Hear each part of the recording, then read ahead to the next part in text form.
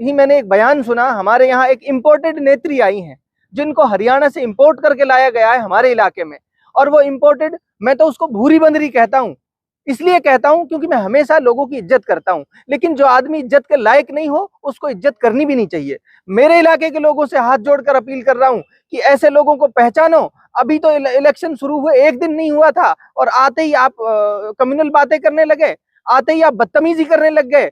चुनाव लड़ने की अगर हिम्मत नहीं है ना मुख्तियार के सामने किसी के, तो अपने घर बैठ जाओ। मुख्तियार के सामने अगर चुनाव लड़ने की हिम्मत नहीं है तो सरेंडर कर जाओ पहले दिन के नाम पर, धर्म और जाति के नाम पर नफरत फैलाना चाहते हो। कामा का व्यक्ति हूं, कामा के हक की, कामा की बेहतरी की लड़ाई लड़ रहा हूं। तुम्हारी औकात है तो मेरे सामने मुद्दों की आके लड़ाई लड़ो।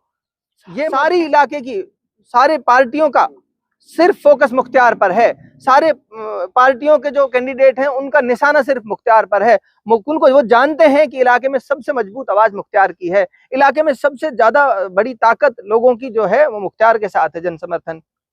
मैं आपके मीडिया के माध्यम से तमाम उन नफरती लोगों को चैलेंज करता हूं और उनके सामने छाती ठोक कर खड़ा हूं। जो लोग ये कहते हैं कि बंदूक चलाना भी जानते हैं, उनसे कहो कि जितनी बंदूकें चलानी है मुख्तियार के सीने, मुख्तियार के जैसे हजारों नौजवानों के सीने तैयार हैं उनकी गोलियां झेलने के लिए। लेकिन आखिरी सांस तक हम ये कहते रहेंगे कि नफरतों का जवाब हम मोहब्बतों से देंगे। इस इलाके की जरूरतों को हम समझते हैं, नफरतों के बीज यहां हर हाल में नहीं बोने देंगे। इस इलाके को जैसे कहते हैं ब्रज और मेवात है, उसी मोहब्बतों के संगम को बना के और बचा के रखने की मेरी जिम्मेदारी है। इलाके के लोगों से हाथ जोड़कर अपील कर रहा हूं, हाथ जोड़कर इस बार, सिर्फ इस बार का चुनाव आप इन नफरती लोगों के खिलाफ लड़ लीजिए, इन नफरती लोगों को यहां से भगाने के लिए लड़ लीजिए। उसके बाद देखना कि राजनीति कैसे होती है, इस इलाके के 36 बिरादरी के बेटों की तरक्की और उन्नति की बात कैसे होती है, इनकी आवाज कैसे ऊपर तक जाती है, फिर ये तय कर लेना आप।